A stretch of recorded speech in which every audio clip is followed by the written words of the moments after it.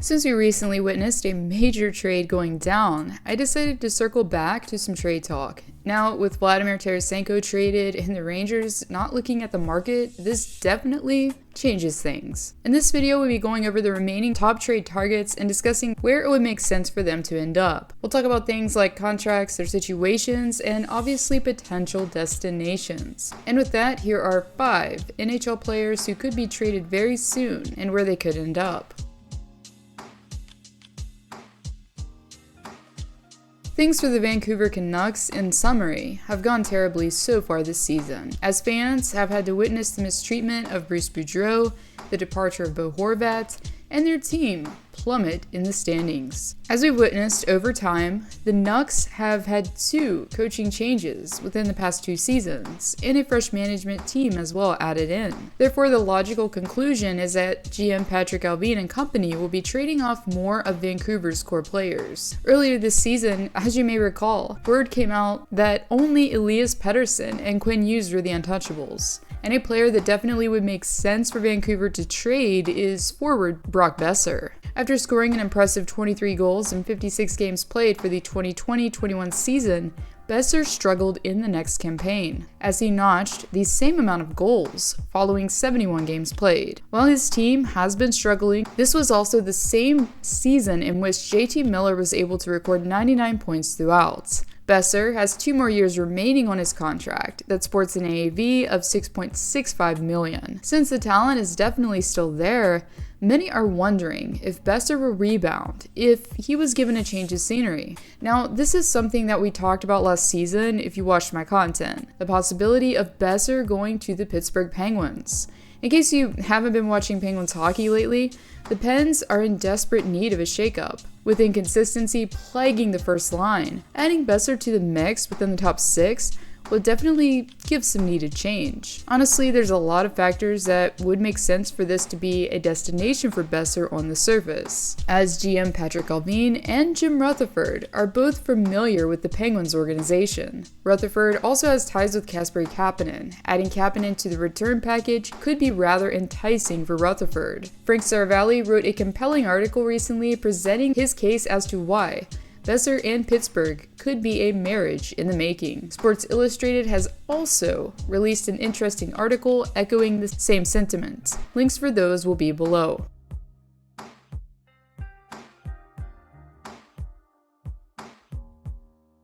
After watching his team change directions abruptly in recent years, Jonathan Toews is and has been in a tough position, since he is one of the 2 remaining players from the most recent Hawks dynasty. Toews, as a veteran, has tons of experience under his belt, and after making his way to the ice following an immune disorder, the captain has slowly been taking strides in the right direction. After an off-season last campaign in which he was only able to record 37 points in 71 games played, Toews has been finding redemption. Currently, Toews is 3rd in scoring on the roster, with an even split of 14 assists and 14 goals. Remarkably, his shooting percentage has nearly doubled, as it went from a measly 9.6 to a 17.7%.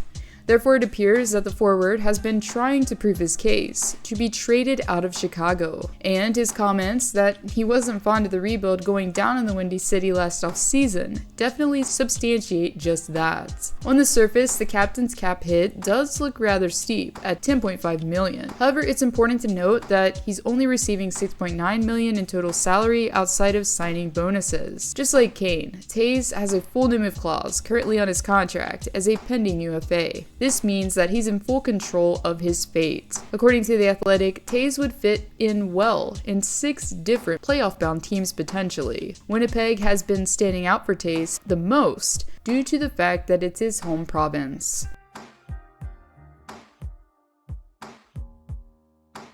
Recently, we witnessed longtime Blue himself, Vladimir Tarasenko, departing from St. Louis en route to the Big Apple. However, following the blockbuster deal, suspicion was still hard to evade that GM Doug Armstrong wasn't finished making trades. And aside from Tarasenko, the player highest on the trade bait board has been Captain Ryan O'Reilly. According to The Athletic, the plan was for O'Reilly to talk about an extension with management and his agent, Pat Morris, this January. However, those conversations have yet to come to fruition. After managing to record at least 50 points since 2013 consecutively, it's now looking like the captain may fall short this season. Currently, O'Reilly has put up just 17 points after 38 games played. However, it is important to note that he did miss some time due to a broken foot. But the captain did return to play here recently and appears to be once again healthy. Regardless, since he is a pending UFA, his name's been circulating in the trade rumor mill pretty much since the season commenced. With a $7.5 million cap hit for this campaign, O'Reilly could be a coveted extra piece for contending teams. Since the Blues did let captains Pietrangelo and David Backes both walk in free agency, logic tells us that the team won't make that same mistake thrice. Insider Pierre LeBrun recently revealed that the Maple Leafs did have internal conversations about trading for O'Reilly prior to his injury occurring, and also that Colorado could make sense along with any contender. We know that the Maple Leafs have been wanting to add another piece to their top six. However, to make that happen, GM Kyle Dubas is going to have to clear some space to do so.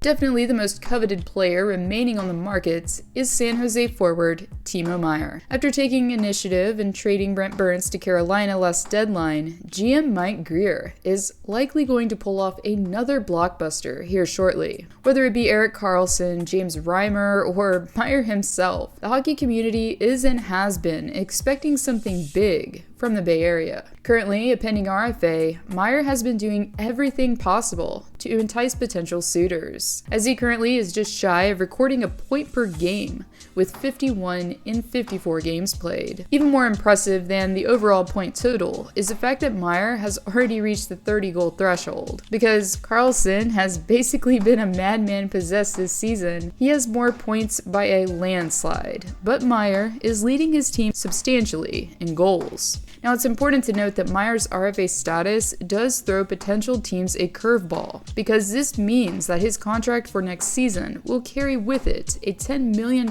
qualifying offer. Therefore, while yes, teams could trade for him as a rental, to keep Meier long-term would prove to be costly. According to LeBrun, Meier would only be willing to go down to $9 million a season on an extension long-term. But for some contenders that may not be able to keep Meier, he may still be of interest for a cup or bust type of scenario. Even still, I've personally been asked where I think Meier will end up, and to me, it just seems like New Jersey makes the most sense overall. They have the picks and prospects to entice the Sharks, and fellow countryman Nico Hischier is an integral part of the team. But with such an intriguing player for teams, it's really hard to fully know who will win in the Meier sweepstakes. Well, recently, the Patrick Kane saga gained a new wrinkle, as Kane publicly spoke about his thoughts on the Tarasenko trade. "If things were going to happen, that was a team I was definitely looking at," Kane said. "It seems like they kind of filled their void and went ahead and made a deal, so it is what it is." This leads us to believe what we already suspected, that Kane indeed was open to waiving his full new move clause to go to NYC. Therefore, the big question is, what now? Obviously, for the Rangers, the main concern was Kane's apparent lagging injury. Kane, who reportedly hasn't been himself due to a hip injury, may continue to repel interest. However, considering his experience and pedigree, it's not completely off of the table that he'll be traded. According to The Athletic, Kane's agent, Pat Brisson, has revealed that extension talks wouldn't be likely to happen with potential suitors. The same article suggested that if a Kane trade were to happen, it could be quite similar to the Giroux situation last deadline. Kane is traded, goes to a team as a rental, and either retires or decides to sign elsewhere afterwards. Kane, as I alluded to, has been struggling a bit this season currently, and has 35 points after 48 games played. A team that became connected to Kane after Mark Stone went on the IR is the Vegas Golden Knights. And despite their recent win against Minnesota, the other night the team was dealt another blow as they lost their goaltender Logan Thompson to injury as well. With the extra cap space to work with, Many have been wondering if GM Kelly McCrimmon will take a swing at acquiring Kane this deadline. Colorado is another team that's been tied to Kane for quite some time now, and would be an appealing destination considering their recent success. In conclusion, I think it'll be very interesting to keep an eye on each of these players and many more as the deadline draws closer. If you'd like to support me and my work, I do have a Patreon where you can receive some pretty cool perks. And if that's not your thing, you can also support the channel by shopping with Fanatics, where you can find all of your favorite NHL teams' gear. Thank you for watching, and I'll see you all next time.